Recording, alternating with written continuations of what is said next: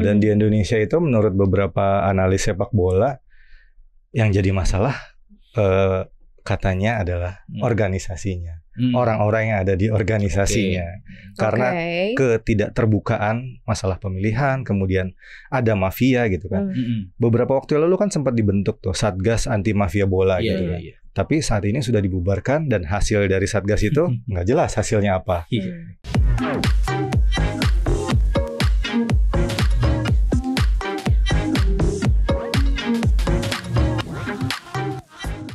Hai Sobat Cuan, selamat datang di podcast Cuap-Cuap Cuan. Hari ini hari Rabu, seperti biasa kita ketemu di Koneksi Konten Ekonomi Seksi. Yes, ada laki-laki banyak di sini. Gue cewek sendirian ya. Hari ini ada Maria Katarina, ada Mas Iqbal di sini, editor CNBC Indonesia, ada Mas Adam juga, produser CNBC Indonesia TV. Coba expert-expert di sini, kita ngapain, ngomongin apa ya nggak sih? Kita ngomongin yang seru nih yang akan terjadi di tanggal 16 Februari 2023. Masih kayak at least 2-3 mingguan lagi lah ya. Yaitu adalah pemilihan ketua umum PSSI ya. Gue gak bola banget sih anaknya, jadi gue nimpal-nimpalin aja nih yang jago-jagonya bola ada di sini. Mungkin kemarin Sobat Cuan udah sering baca berita, ada beberapa nama-nama yang kemudian digadang sebagai calon ketua umum PSSI gitu ya, yang udah beredar nih namanya di CNBC juga ada gitu ya. Ada Lanyala Mataliti, itu sudah pernah ternyata sebelumnya ya di 2015-2016. Ini kan untuk periode 2023 sampai 2027 ya, berarti 5 tahun ke depan. Kemudian ada Pak Erick Thohir ya kan, udah punya saham padahal 70% di Inter Milan, masih pengen buat mimpin PSSI. Dan kayaknya banyak suara yang ke ET banget gitu ya semuanya. Karena bukan orang asing di dunia sepak bola. Yes. Kemudian ada Arief Putra Wicaksono, dan ada Doni Setiabudi dan Fahri Jami Francis. Ini juga orang-orangnya sebenarnya juga cukup punya rekam jejak di dunia persepak bolaan juga luar biasa ya. Kayak Arief Putra Wicaksono ini juga sudah menggelar laga persahabatan di match day antara Indonesia dan Belanda gitu ya, juga sudah dilakukan. Kemudian ada juga Doni Setiabudi yang memang juga sebagai CEO Bandung Premier League juga turut mencalonkan diri. Kemudian ada Fahri Jami Francis juga. Di sini dia pemilik Akademi Sepak Bola Bintang Timur Atambua. Iya, ini orangnya Pak Prabowo ya. Memang beliau sangat akrab. Mungkin Maria juga sebagai istri dari orang timur tahu beliau memang. Dan ketika saya mengucapkan selamat gitu ya Pak, selamat berkompetisi gitu ya, beliau bilang bahwa dia cuma bilang siap dan share videonya Prabowo. Oh gitu. Mimpi Prabowo untuk membentuk bahwa kita itu harus bisa masuk ke Piala Dunia dan seterusnya. Oh, jadi Mas Iqbal udah ngobrol sama siapa aja dari 5 ini? Paling dekat Pak Fahri ya, Bang Fahri, kita manggilnya Abang Fahri karena Bang Fahri ini dia dulu Komisi 5 di DPR RI yang infrastruktur, yang pokoknya relate sama ekonomi ya. Jadi memang akademi itu dia bangun dan sekarang dijalankan sama anaknya. Jadi memang kalau menurut saya sih komitmen beliau terhadap sepak bola sih saya nggak ragu lagi. Apalagi ada arahan dari Pak Prabowo, dan beliau sekarang kalau teman-teman lupa komisaris utama di Asabri. Itu pun atas perintah Pak Mandat Prabowo, karena kan jelas Asabri kan asuransinya para tentara. Ini udah langsung ngomongin Bang Fahri nih. Ya enggak, pengen aja tahu ternyata udah ngobrol duluan gitu ya sama Bang Fahri. Kalau 4 yang lainnya, kalau menurut Mas Iqbal, dan ntar Mas Adam juga gue pengen tahu nih lu kemana sih arahnya. Karena sekarang dari 5 ini banyak banget lebih kepada Pak Erick Thohir kan, artis-artis beberapa yang udah punya klub-klub bola gitu ya, malah kami merasa yakin gitu ya kalau di tangan. Tapi sebenarnya kalau dilihat dari pemetaan ini, mana memang yang akan cukup bisa menyita perhatian pasar ya, cukup unggul lah gitu. Kalau dari segi popularitas tentu Pak Menteri ya, Pak Erick Thohir ya, karena tadi yang Adam juga sempat cerita rekam jejak beliau di sepak bola udah nggak diragukan lagi gitu ya, dan paling levelnya bukan nasional doang dan dia udah internasional gitu ya, walaupun di Inter Milan kan sekarang udah setahu saya sudah nggak terlalu aktif ya. Tapi at least dengan kemarin mungkin Adam juga ingat, Maria juga ingat ketika Presiden FIFA bisa datang ke sini gitu ya di G20, itu nggak lepas dari perannya Pak Erick juga gitu. Atau setelah tragedi Kanjuruhan tiba-tiba beliau ketemu Pak Mr. Gianni Infantino, Presiden FIFA di, kalau nggak salah di Qatar ya, itu sebelum Piala Dunia. Itu Pak Erick membuktikan bahwa jejaring beliau untuk urusan begini-begini tuh udah nggak ada lawan deh, istilahnya gitu. Jadi memang dari sisi nama ya memang menurut saya sih beliau yang paling kuat, dan beliau kan udah dapat bakal 60 voters ya, itu sangat banyak gitu ya, hampir. Emang berapa suara yang diperebutkan sih? Setahu saya itu hampir 100 ya. Hampir 100 ya. Dan cukup banyak gitu. Jadi kalau info untuk Sobat Cuan, sebenarnya siapa sih yang berhak memberikan suara untuk si calon ketua ini gitu, biar Sobat Cuan yang penggila bola banget ngerasa bahwa nanti hasilnya siapapun nih tetap fair gitu, karena memang pemilik suaranya ada sekian. Betul. Nah, siapapun sebenarnya yang paling populer di masyarakat gitu kan saat ini, sayangnya masyarakat tidak bisa ikut pemilihan karena bukan pemilihan umum. Makanya pengen gitu. Nyoblos siapa nih? Sistemnya beda kan, organisasi ini berdiri sendiri dan tidak boleh ada intervensi bahkan dari pemerintah gitu kan, dari organisasi yang lain. Jadi yang berhak memilih ketua umum PSSI adalah orang-orang yang ada di dalam organisasi PSSI di bawah-bawahnya. Maksudnya yang level provinsi, terus ke bawah-bawahnya ke klub, pemain gitu kan. Seperti itulah. Nah, kalau misalnya sudah punya dukungan voters ya kita belum tahu ya komitmen votersnya seperti apa nanti gitu kan. Dan dunia sepak bola di Indonesia itu sebenarnya tidak jauh juga dari dunia politik gitu. Maksudnya untuk mendapatkan dukungan dari pengprov tertentu, orang-orang tertentu itu biasanya harus punya visi misi yang sama. Itu jadi nama tenar seperti Erick Thohir mungkin belum tentu juga bisa kepilih gitu kan. Kalau ternyata di bawah-bawahnya itu orangnya lebih loyal kepada satu tokoh tertentu. Betul. Nah, 5 nama ini muncul karena memang diajukan.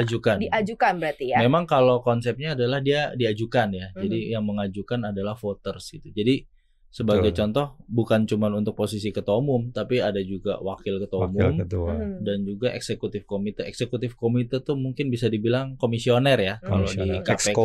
Exco.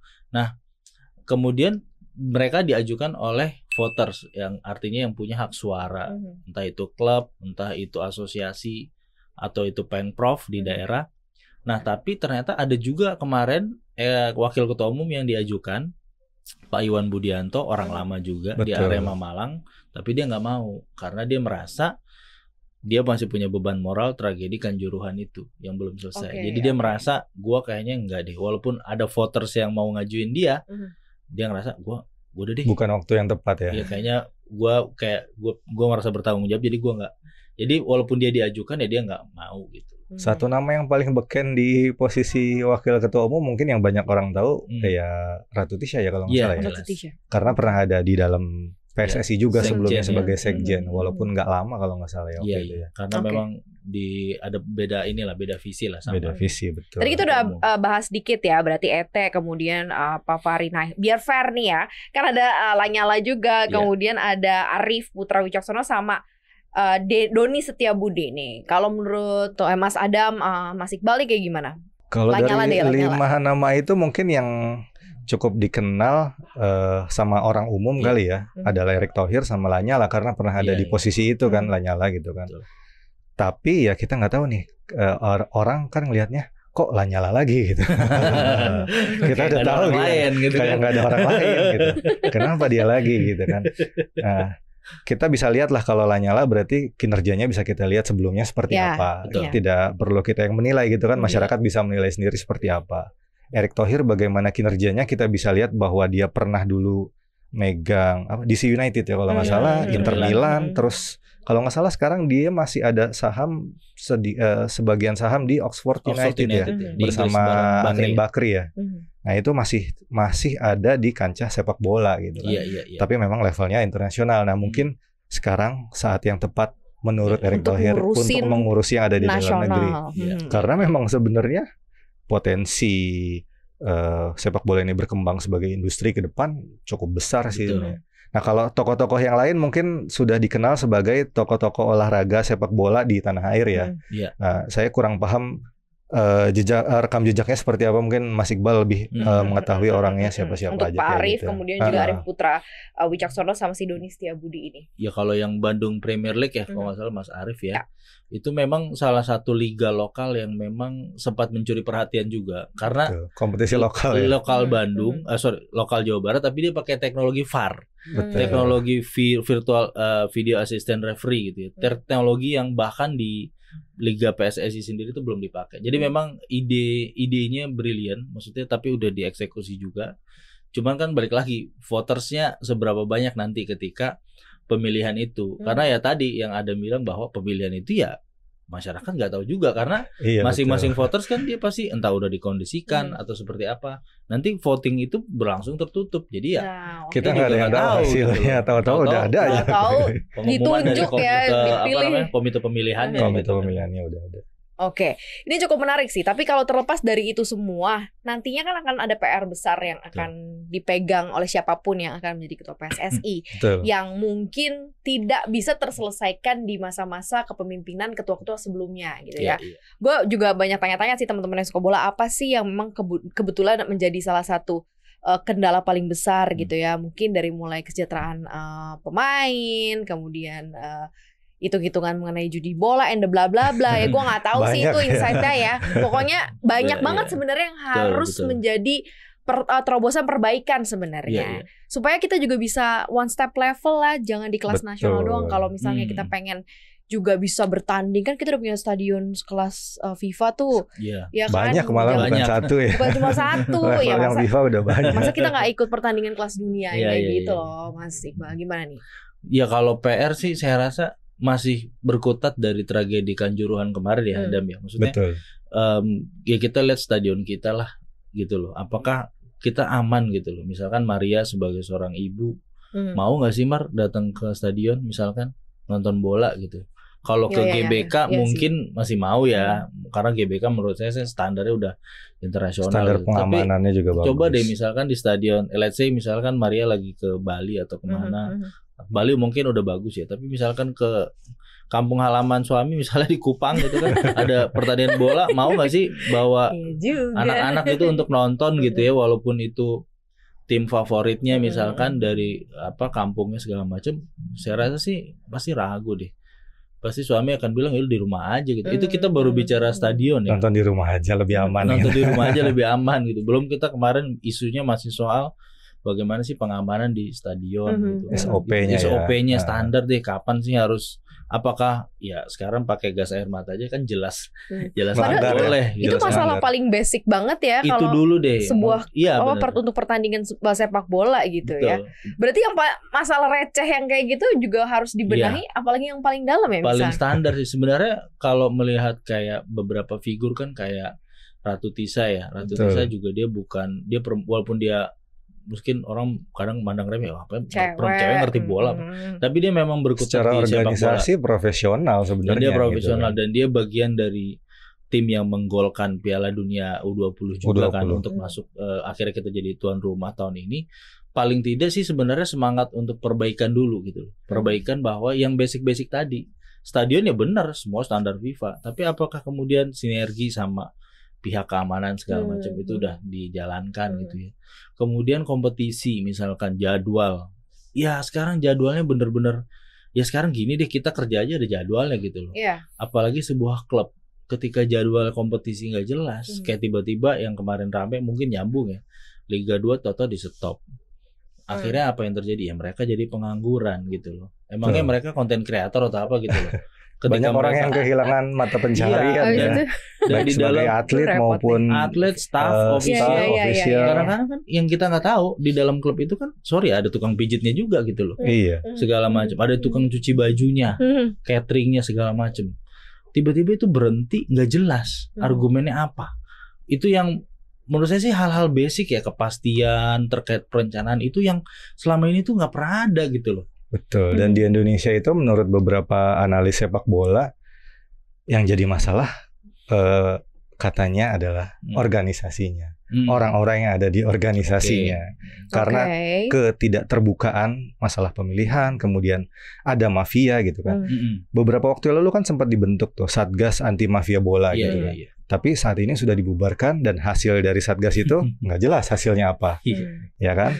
Itu satu. Jadi secara organisasi mungkin itu perlu dibenahi orang-orang yang ada di dalamnya. Sementara sistemnya sebenarnya sudah cukup baik ya, apalagi bisa mendatangkan nilai yang cukup besar, maksudnya sponsor-sponsor besar ada. Sekarang banyak investor kalau kita lihat pemain bola di jersinya banyak iklan gitu kan, banyak sponsor gitu kan, banyak yang mau masuk karena itu adalah tontonan merakyat yang rating and share-nya tinggi gitu kan. Apalagi pendapatan industri sepak bola itu ada 3 penopangnya ya kan, dari match day-nya sendiri, kemudian dari hak siar, sama satu lagi dari merchandise dan penjualan lain-lain gitu, souvenir dan lain-lain gitu. Dan di Indonesia sendiri itu kalau nggak salah saya pernah baca, untuk hak siar sendiri per pertandingan itu sudah sampai di level harganya sekitar 40 jutaan gitu kan. Nilainya masih 1/3 dibandingkan dengan sekarang Liga Inggris yang hak siarnya di atas 120 juta rupiah per pertandingan gitu kan. Tergantung besar kecilnya pertandingan itu levelnya. Nah terus pernah saya baca juga kalau nggak salah Liga di Indonesia ini tahun 2022 itu nilai keekonomiannya lumayan besar loh, bisa sampai hampir 3 triliun, 2,6 sampai 3 triliun rupiah gitu kan, dari keseluruhan itu baik dari Liga 1, Liga 2, Liga 3. Nah, terus kemudian di Liga 1 itu bisa potensinya sampai 700 miliaran. Nah, Liga 2, Liga 3 itu melengkapi semuanya jadi 2,6 sampai 3 triliun. Nah, kalau Liga 2 dan Liga 3-nya ini dibubarkan yang sementara jumlah klub dan pertandingannya lebih banyak gitu kan. Artinya ekspos sponsor lebih banyak juga di kelas yang lebih bawah itu. Itu kan jadi kehilangan potensi ekonominya di situ. Iya. Bener-bener hitungannya Adam tuh simple ya, tapi itu maknanya besar banget gitu. Apalagi tadi yang misalkan ketika kompetisi stop dan sekarang Liga 1-nya akhirnya kan lucu. Liga 2-nya stop, artinya nggak ada yang naik ke Liga 1, artinya nggak ada promosi. Yang di Liga 1 dalam bertanding, ya ngapain gue ngoyo? Orang gue udah pasti bakal selamat juga, nggak bakal turun kelas ke Liga 2. Tiap gitu bertanding juga udah jelas. Jadi, ada fee-nya gitu kan. Gue kalau pribadi ya, gue kalau jadi yang punya brand gitu, gue juga jadi malas gitu loh. Ngapain gue masang istilahnya masang iklan gitu kan? Atau misalkan jadi ya sponsor premiumnya lah untuk liganya. Betul. Tapi ketidakpastian jadwal deh. Gimana caranya biar sinkron sama tim nasional? Kadang-kadang tim nasional oke lah, kita semua sepakat tim nasional tuh utama. Tapi kadang-kadang jadwalnya tabrak sana tabrak sini aja. Iya, tapi pertandingan bola di Indonesia tuh emang selalu ada ya. Kayak kalau liga kan tentu dia ada periode. Ada periodenya, tapi kayak per masing-masing misalnya klub bikin event apa gitu-gitu. Kalau di internal setahu saya sih ada. Tapi kan liga internal itu kan bukan yang hype, penonton rame, sponsor juga mau datang. Tetap liga profesionalnya kan. Kalau di luar negeri mungkin level-level yang internal itu ada ya. Maksudnya udah lebih teratur ya untuk pembibitan, bakat dan segala macamnya gitu kan. Kalau di sini sih belum terlalu kelihatan sepertinya gitu. Kalau source kita sendiri, kalau menurut lo berdua ya, maksudnya source kita sendiri dalam menjaring bintang-bintang baru pemain sepak bola kita seperti apa sih? Karena katanya gue denger juga ada semacam perbedaan antara yang naturalisasi gitu ya, dan kenapa kok banyak juga klub-klub gitu juga melirik kayaknya lebih pilih yang naturalisasi, padahal sebenarnya pemain berbakat Indonesia jauh lebih banyak yang bisa dikembangkan. Stigma nggak sih itu? Stigma enggak. Stigma pemain asing lebih bagus, padahal kalau kita lihat mainnya ya sama 11-12 sih. 11-12 sebenarnya jalan pintas aja sih, Mar. Kadang-kadang tuh kalau menurut gue sih pribadi ya karena kompetisi usia mudanya tuh nggak jalan. Sorry, misalkan Kompas dia punya Liga U14 misalnya, tapi abis itu kan putus. Lu U14 terus apa nih? Misalkan apakah ada inisiatif dari korporasi atau dari pemerintah atau dari PSSI misalkan dibikin berlanjut gitu loh. Jadi dia dari 14, 17, 18, 20, 23 gitu. Jadi jelas gitu loh. Jenjang kompetisinya jelas. Karena atlet itu kan simpelnya mereka akan semakin terlatih ya. Betul. Mereka semakin jago kalau mereka sering tanding kan. Dan sekarang gimana? Kayak tadi, baik lagi Liga 2 tiba-tiba stop. Gimana mereka mau mengasah kemampuannya gitu kan? Naturalisasi oke. Kalau misalkan dia bisa ningkatin kapasitas timnya misalkan. Oke, dia memang bagus. Tapi yang tadi si Adam bilang, kalau ujung-ujungnya lah apa bedanya 11-12 doang sama pemain lokal kita? Untuk apa naturalisasi kan akhirnya gitu. Mungkin dia agak bagus dikit. Jadi dia klub juga enak kan, Dam. Maksudnya jatah untuk ngambil pemain asingnya jadi nambah. Iya kan? Jadi dia ngambil pemain bule yang udah jadi warga Indonesia. Jadi jatah dia ngambil pemain asing bisa nambah lagi. Kadang-kadang kan jadi kadang kita berpikir ini naturalisasi ini buat siapa gitu? Apa bener buat timnas? Apa cuman buat akal-akalan aturan gitu, karena di kompetisi kan kita klub itu nggak boleh banyak pemain asing kan, dibatasin gitu loh. Berapa sih maksimal 5 kalau nggak salah? 5, itu pun 3, seingat gue sih masih ya 3 asing 2 Asia gitu ya. Ya itu kan bisa diakalin kan, ya udah boleh Belanda deh diiniin misalnya. Dinaturalisasi aja gampang cari. Pokoknya kalau ngomongin bola kita tuh asli gue juga sampai kadang bingung gitu loh mau. Iya, dan mau dibenerin dari mana gitu. Berarti masih jauh dari mimpi ekosistem sepak bola kita tuh masih jauh dari mimpi ini akan untuk menjadi industri, jadi industri gitu ya, untuk misalnya anak-anak kita, cucu kita nanti dan yang sudah banyak atlet-atlet sepak bola yang lumayan kecewa karena dia menggantungkan hidupnya di dunia sepak bola, menjadi atlet dan berharap ada penghasilan yang layak gitu kan. Terus ada kontinuitas, bisa sustain gitu kan karirnya. Ternyata kalau kayak gini kan mereka kan per kontrak ya, tidak ada pertandingan, tidak ada penghasilan. Gitu. Kalau tidak ada penghasilan, mau makan apa kan tetap harus hidup, harus tetap berjalan masalahnya. Masih susah ya Mas. Sementara dia tidak punya skill yang lain mungkin. Tidak punya selain main bola gitu ya. Sekolahnya juga biasanya nggak selesai juga gitu kan.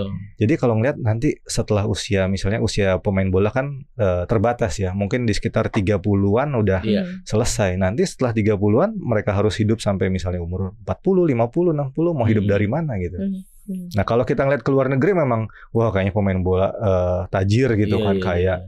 Gitu. Tapi kan itu di luar negeri ya, bukan di sini gitu. Yang mengunggulkan di luar negeri itu bisa seperti itu dan mungkin bisa dikopi sama next nanti pemimpin baru PSSI untuk ngebenahin sepak bola di Indonesia apa? Sebenarnya sih dari sisi, kalau menurut gue ya, dari sisi kompetisinya dulu sih. Kompetisinya fair, tidak ada keputusan yang aneh gitu loh. Ya kan? Dengan tadi jadwal yang teratur segala macam, gue rasa sih siapapun pasti mau kok untuk nanam nanam modal di sepak bola. Apalagi Adam udah cerita tadi soal cuannya satu pertandingannya aja segini, belum merchandise, belum nanti bikin meet and greet, event-event offline segala macam, itu duitnya banyak banget. Makanya kan modelan Atta, Raffi semua, Prilly bahkan mereka mau berinvestasi karena di mereka sepak tahu bola. Cuannya besar. Cuman masalahnya tadi kalau misalkan misalkan di susunan pengurusnya itu juga belum komit gitu loh, nggak ada integritas, nggak ada kepastian perencanaan. Sementara kan ya kita tahu lah, kita sering bolak-balik ngomong bahwa bisnis itu kan perlu perencanaan yang matang segala macam, eksekusinya. Kalau semuanya tidak teratur ya, saya pikir sih orang bakal mundur juga gitu loh. Dan perlu usaha yang berkepanjangan juga. Kita bisa contoh sih Liga Inggris sebenarnya. Liga Inggris tuh sudah dari tahun 1800-an gitu kan. Tapi baru bereformasi itu tahun 1992 ketika dia berubah menjadi Premier League. Ada badan tertentu yang mengurus itu, yang mungkin kalau di Indonesia sekarang namanya PT LIB ya, Liga Indonesia Baru gitu kan. Dan dia butuh waktu beberapa tahun untuk menjadi konsisten dan menjadi industri yang bagus gitu kan. Sampai sekarang di tahun 2022 kalau nggak salah itu berdasarkan laporannya Ernst & Young di tahun 2020 itu pendapatan pajak dari industri sepak bola di Inggris saja itu sampai berapa ya? 3,6 miliar pound sterling kalau nggak salah. Sampai lumayan tinggi gitu. Dan di Eropa secara keseluruhan itu sampai 25 miliar euro kalau nggak salah di tahun 2020 saja. Padahal di tahun 2020 itu kita tahu lagi pandemi, tidak ada penonton yang ke stadion gitu kan. Tapi kan sponsor udah kontrak tetap jalan. Pertandingan kita masih bisa tonton di TV gitu kan. Dengan prokes ya waktu itu. Betul. Nggak mati juga industrinya gitu kan. Karena sponsor tetap kelihatan di TV ada gitu kan. Itu sih kalau udah jadi industri tuh bisa kayak gitu. Dan itu butuh waktu sampai berarti 1992 ke 2022 30 tahun. Itu kan bukan waktu yang sebentar dan harus dikelola dengan baik dan harus ada roadmap yang jelas kan. Roadmapnya betul. Roadmap secara jelas sistem. Tapi bukan cuma roadmap doang bro, harus dijalanin juga. Jangan cuma sampai roadmap doang. Dan dari awal musim pun kita sudah tahu misalnya Liga Inggris di game week pertama sampai game week 38 kita sudah tahu jadwalnya gitu. Itu akan ketemu. Paling akan ada penyesuaian sedikit aja di beberapa pekan misalnya dia terbentur masalah cuaca atau masalah ada pertandingan timnas itu paling cuma sedikit aja. Jadi di pekan-pekan berikutnya mungkin ada yang double game week itu ada 2 pertandingan. Jadi bisa serapih itu ya. Betul, sangat intinya rapi. Bener sih, gue sepakat sama Adam sih. Yang penting kita kompetisinya dulu rapi. Dari kompetisi yang rapi, ekonominya jalan, industrinya jalan, insya Allah nanti timnasnya juga pasti bisa bagus sih. Kita lihat dulu orang-orangnya nih seperti apa. Nah, kita kan nggak bisa mempengaruhi Sobat Cuan karena nggak ada hak ya kan. Kita juga di sini nggak ada hak pilih soalnya. Tapi kalau kita boleh kasih message ke voters nih, Mas Iqbal, Jun, Mas Adam gitu ya, pilihlah yang titik-titik yang seperti apa. Kalau menurut lo dulu? Ya kalau menurut gue sih, ya tentu mereka harus memilih figur yang komit ya. Yang pertama komit bahwa sepak bola itu identitas bangsa. Itu dulu deh. Kalau mereka udah sama-sama komit sih, gua rasa siapapun figurnya pasti didukung gitu loh. Komit dalam artian ini komitmen itu bukan cuma masalah tadi ya. Gue concern soal kompetisi yang berjalan rapi gitu loh. Belum lagi ya rapi itu termasuk nggak ada mafia, nggak ada pengaturan skor, wasitnya juga bagus segala macam gitu loh. Dan kemudian tugas PSSI juga adalah membina tim nasional yang baik gitu loh. Kita tuh dari dulu nggak pernah lo juara Piala AFF, kemarin kalah lagi di semifinal lawan Vietnam. Vietnam dulu kan sama kita juga jauh di bawah gitu loh. Mau sampai kapan sih kita kayak begini?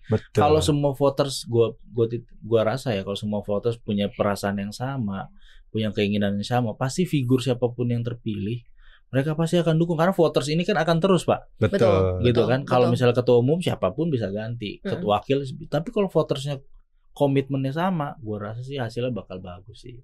Kalau pilihlah yang pilihlah yang voters, pilihlah profesional untuk mengurus sebuah organisasi sebesar PSSI dengan nilai industri yang bisa sangat besar gitu ke depannya.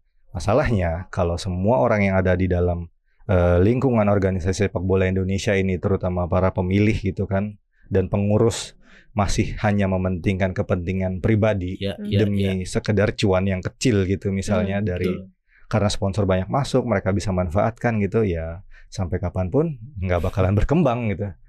Begitu sih paling sederhananya.